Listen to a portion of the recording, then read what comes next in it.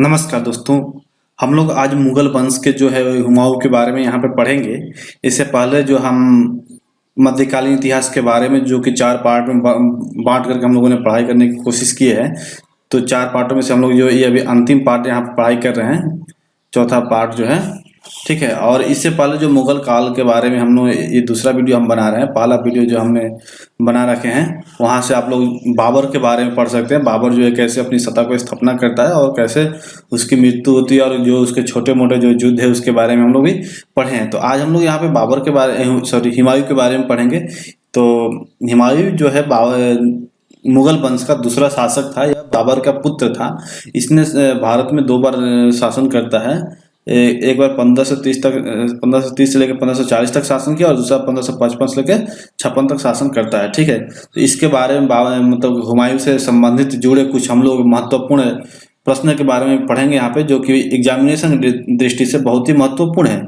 तो आइए देखते हैं। इसका नाम जो था, पूरा नाम पूछा जाता है तो नासिरुद्दीन मोहम्मद हुमायूं था इसका पूरा नाम, ठीक। इसका जो जन्म था 6 मार्च 1508 को काबुल नामक देश में हुआ था। इसके पिता का नाम बाबर था। बाबर का पूरा नाम मैं बता रखा हूँ, जहीरुद्दीन महमूद बाबर, ठीक है। इसके माता का नाम है माहम बेगम, और इसकी पत्नी का नाम है हमीदा बानो बेगम, ठीक है। इसके जो पुत्र का नाम था अकबर, जो कि आगे चलकर शासन करता है मुगल वंश का, एक महत्वपूर्ण शासक रहता है। और बाबर की मृत्यु के पश्चात 30 दिसंबर 1530 को जो हमारा हुमायूं है आगरा में अपने शासन को स्थापित करता है। बाबर ने कुछ महत्वपूर्ण कार्य किए थे। उसमें जो हमने सबसे महत्वपूर्ण लगा उसको मैंने यहाँ पे चयन किया है, जो कि एग्जामिनेशन में आते रहते हैं।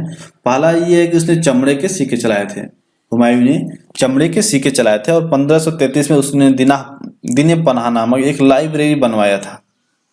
बाद में इसी लाइब्रेरी में उसकी मृत्यु होती है। आगे चल के हम बताएंगे उसके बारे में। और यहाँ पे हुमायूं के द्वारा लड़े गए कुछ प्रमुख जो युद्ध है उसके बारे में हम लोग देखेंगे। तो बाबर के द्वारा इससे चौसा का युद्ध हम लोग पहले पढ़ेंगे, 1539 में हुआ था। इससे पहले भी बाबर ने कई छोटे मोटे युद्ध किए थे, जिसमें संधि करते हैं और उसको फिर दोबारा अपने राज्य को स्थापित करने के लिए छोड़ देते हैं। तो यहाँ पे देखेंगे जो पहला युद्ध हुआ था हुमायूं का, वो शेर खां के साथ हुआ था। वो हुमायूं और शेर खां के बीच हुआ। कहाँ हुआ था? तो चौसा में हुआ था।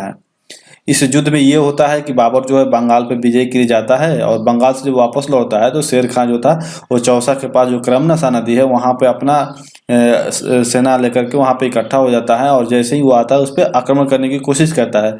दोनों सेनाएं जो है आमने सामने खड़ी रहती है, लेकिन कोई एक दूसरे पर आक्रमण नहीं करती है। और 2-3 महीने बीतने के उपरांत जब जून का महीना आ जाता है तो बारिश होता है, और बारिश होने के उपरांत जो वहाँ क्रमनसा नदी और गंगा नदी है वो भर जाती है। और इसके बाद जो है शेर खां अपनी समय देकर के युद्ध करता है और उसमें अपना विजय हो जाता है। शेर खां जो वहाँ पे विजय होता है, और जो हुमायूं था वो घोड़ा के सहित वो क्रमनसा नदी में गिर जाता है। गिरने के बाद वहाँ पे एक भिस्ती नामक एक निजाम था, उसने उस नदी से निकाला और उसे दिल्ली जाने के लिए छोड़ दिया, ठीक है। इस युद्ध के उपरांत जो है शेर खां ने शेर शाह की उपाधि धारण करता है।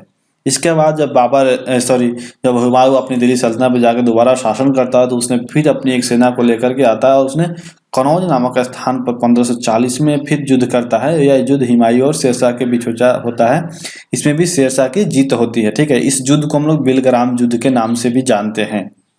इस युद्ध में जब हुमायूं हार जाता है तो वो अपनी भारत को छोड़ करके और दूसरे देश चला जाता है, ठीक है। शेरशाह ने जब हुमायूं जो है भारत को छोड़कर चला जाता है तो भारत में दिल्ली का जो शासन है वो रिक्त रह जाता है। तो शेरशाह जो सूरी है वो जाता है और दिल्ली में, और वहाँ पे सूरी वंश का स्थापना करता है।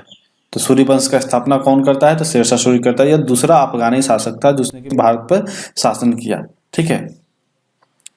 हम लोग जो शेरशाह सूरी के बारे में अगले वीडियो में हम लोग पढ़ेंगे, उसके बारे में डिटेल से पढ़ेंगे, कैसे कैसे कहाँ कहाँ वो शासन करता है और कैसे सेनापति रहता है, और वो कभी मुगल वंश में कभी यहाँ जाकर सेनापति रहता है और अपना को मतलब कि स्ट्रॉन्ग बनाता है। इसके बारे में हम लोग पढ़ेंगे।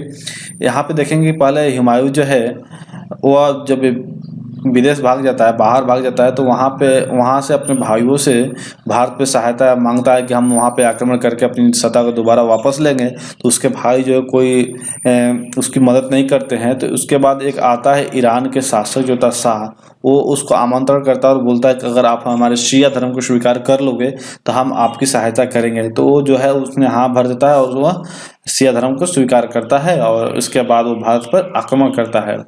भारत पर आक्रमण करने के क्रम में उसने अपने भाइयों को भी पहले पराजित करता है, किसी को मक्का मदीना भेज देता है और कोई युद्ध में मारा जाता है। इसके उपरांत तो जो है अंत में 1555 ईस्वी में सरहिंद का युद्ध करता है। सरहिंद के युद्ध में हुमायूं और सिकंदर सुर के साथ होता है। इसमें हुमायूं जीत जाता है और वह दोबारा अपने शासन को स्थापित करता है, दोबारा शासन प्रारंभ करता है। इसके बारे में जो है हुमायूं की जो मृत्यु है 1556 ईस्वी में जो दीन पनाह बनाया था वो वहाँ पे फिर हो जाती है। उसी लाइब्रेरी के सीढ़ियों से गिर करके हुमायूं की मृत्यु हो जाती है। हुमायूं का जो मकबरा है वो दिल्ली में है। यह देखने में बिल्कुल ताजमहल जैसा लगता है। जो मकबरा है हुमायूं का वो देखने में कैसा लगता है? ताजमहल जैसा लगता है। इसकी जीवनी जो है हुमायूं की जीवनी जो है हुमायूंनामा उसकी बहन गुलबदन बेगम के द्वारा लिखा गया है, फारसी में लिखा गया है। यह एक ऐसा जीवनी था जो कि एक महिला द्वारा लिखा गया था। तो अगले वीडियो में हम लोग पढ़ेंगे इस शेर शाह के बारे में। तो अगर आपको ये वीडियो अच्छा लग रहा है तो आप इसको लाइक कीजिए, कमेंट कीजिए और अपने दोस्तों के साथ फॉरवर्ड कीजिए ताकि अपने दोस्तों को भी सहायता आप लोग पहुंचा सके। तब तक के लिए बने रहिए हमारे चैनल के साथ। धन्यवाद।